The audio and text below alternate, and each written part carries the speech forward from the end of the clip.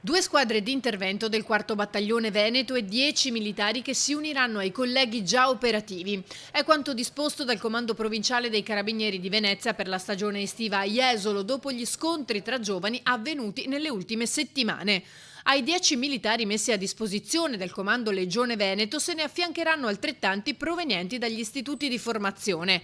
Inoltre sono state dislocate 2 squadre di intervento operativo che opereranno soprattutto nelle fasce orarie serali e notturne, svolgendo pattugliamenti e posti di controllo per far fronte a eventuali risse o episodi di violenza, come quelli avvenuti precedentemente in via Herrero in piazza Mazzini.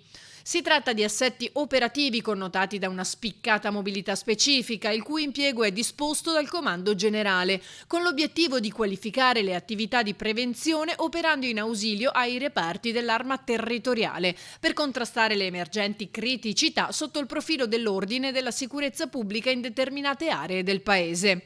Infine, il recente trasferimento della stazione Carabinieri di Jesolo in via Cesare Battisti, una posizione strategica in città, consentirà maggiore vicinanza al cittadino e una proiezione esterna più efficace con pattuglie che possono raggiungere in breve tempo ogni luogo del territorio jesolano.